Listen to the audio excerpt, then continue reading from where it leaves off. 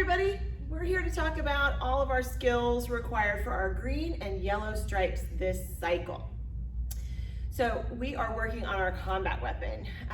It's definitely one of my favorite weapons because, you know, there's nothing more fun than sparring with a big padded stick. We're doing 3 basic strikes this cycle, 3 of our animal strikes: Prairie Dog, Golden Rooster, and Tiger. Those 3 strikes I really like because you see Prairie Dog a lot in competition.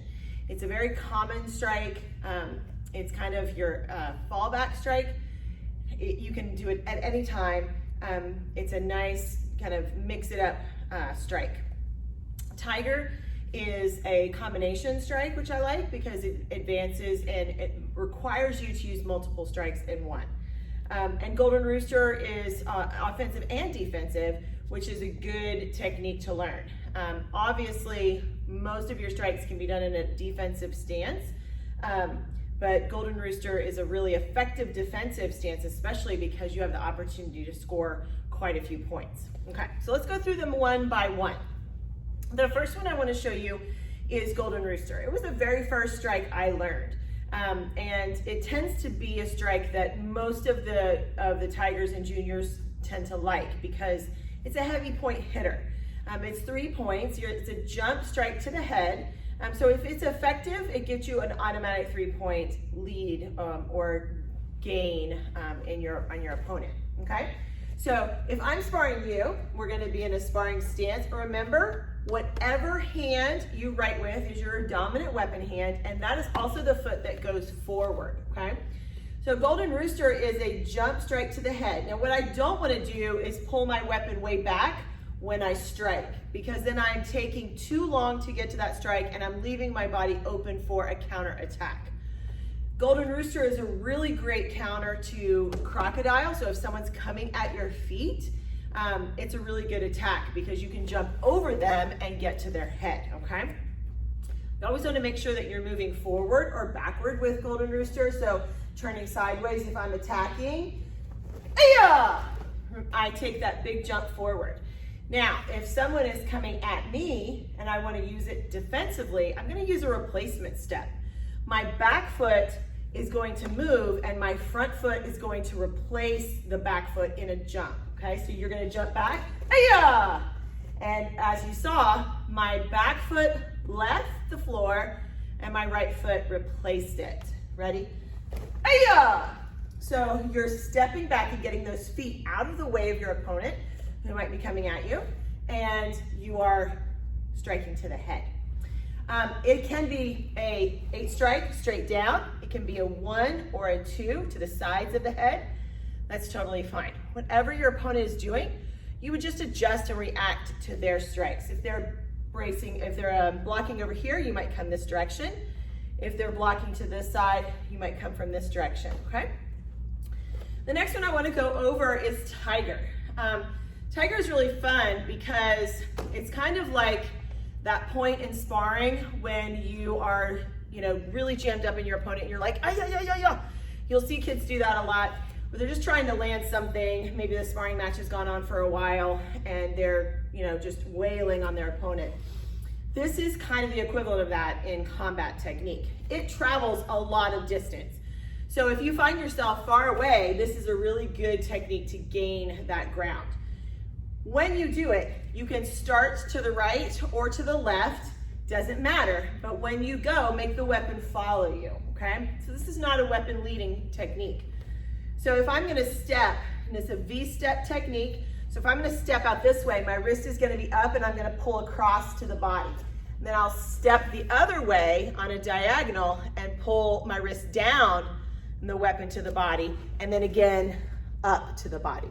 So you can go, so it's a 3-4-3 strike or a 4-3-4 strike. So you could go either direction first. So if we're sparring and I wanted to go this way, I could go or the other direction first. It's really fast, it's very intense. I'm slowing it down for you so you can see my footwork and see my hand movement. But just remember to flip your weapon each time you go. So you're pulling, pulling, pulling. Good. Okay. Last one is Prairie Dog. So if you think of what Prairie Dogs do, Prairie Dogs like to kind of hide out, and they're always kind of like this in their holes, bouncing up and down, and then they pop up, okay? Same kind of idea, except you're gonna strike forward. This is a 9 strike to the stomach or the leg, never the neck or the face. So this is really a body shot or a leg shot, you know, any part of the body, neck down. Because you can't point your weapon at anyone's face, you can't strike their face or their neck. That's an illegal move. So you wanna make sure that you keep this one low or to the leg, okay? So if we're here, you'll find that you see this technique a lot, especially in the higher rank sparring, because they're testing their opponent. This is a really good, especially if you're really adept at, you know, kind of faking and then you attack, okay? Putting this in your arsenal is really effective because you can use it anytime.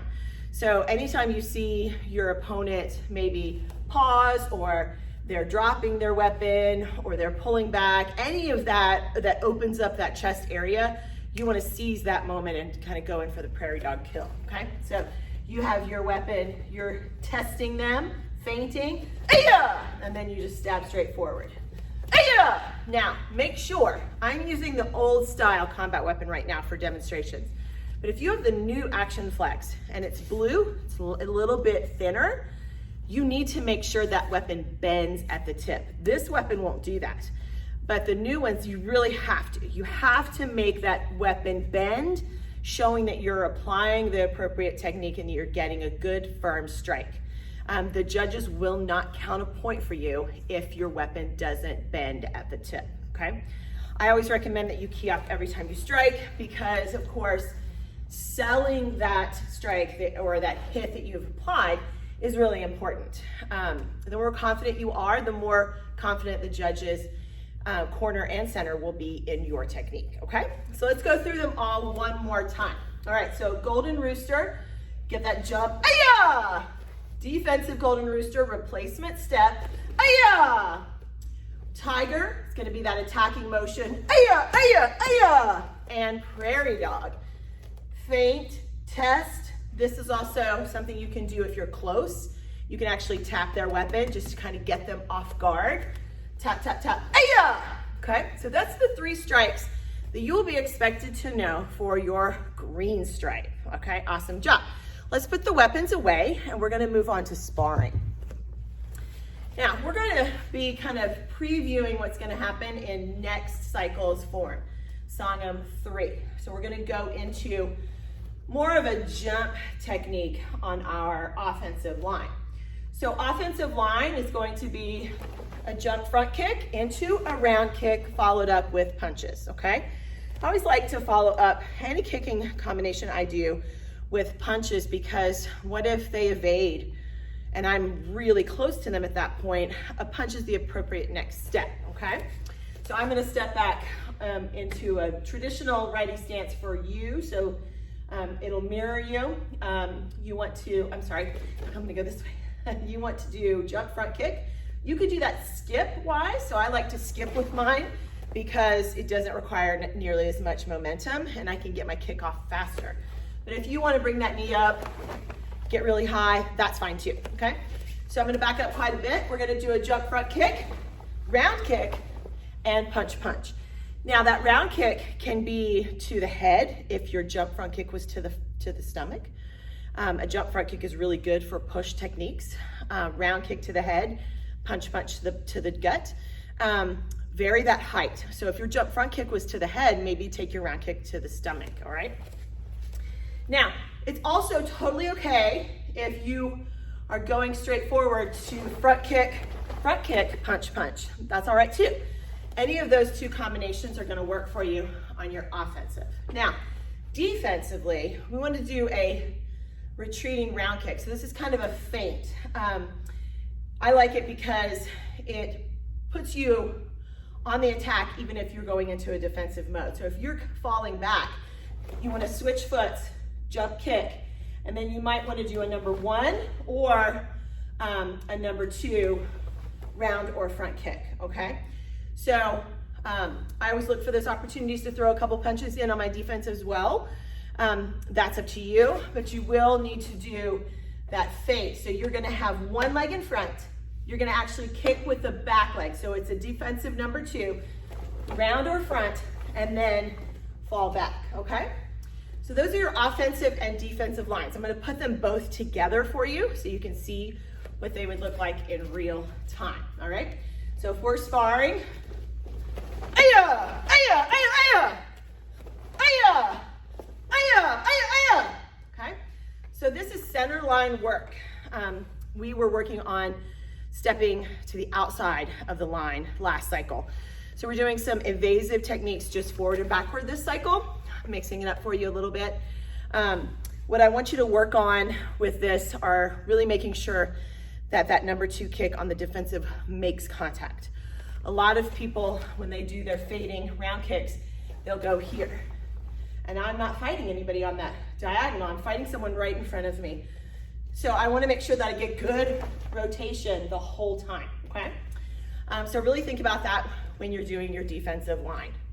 Now, for form, I want you to really work hard on your back stances, okay? We've been talking about back stance a lot, but I want you to imagine if you're in your good middle stance and your toes are pointing forward like they should be. You want to take either foot, because I want you to practice both. I want you to take one foot and I want you to pull it back and point it directly towards the side walls. Okay, so it's an L shape that you're forming with your feet and your weight is on your back foot. And then you come up to that middle stance again, and then I want you to do it with the other side. I want you to get adept at stepping back into that back stance and not stepping back into a sparring stance. A lot of students go from middle and then they step back, and notice my back foot is pointed towards 45 degrees and my front foot is a little closed. That is not a back stance. If I'm gonna point sideways to show you, going from my middle stance, I'm gonna point my back foot towards the screen and my feet are perpendicular to each other and my weight is on my back foot, both knees bent, okay? So you would come back up and then step back, come back up and step back. That's what I want you to work on a little bit every day. So the more we do something, the more it becomes a permanent part of our muscle memory. Practice makes permanent. That's something we talk about a lot. Practice doesn't make perfect. There's always something to learn, but practice does make permanent. So your muscle memory will take over for you if you do the technique correct from the beginning, okay? So those are the 3 things I want you to work on: green stripe, yellow stripe, and some foot techniques for your back stances for your form, okay? Awesome job, everybody. Make sure you work on this a little bit every day, always making yourself better, and be transformed.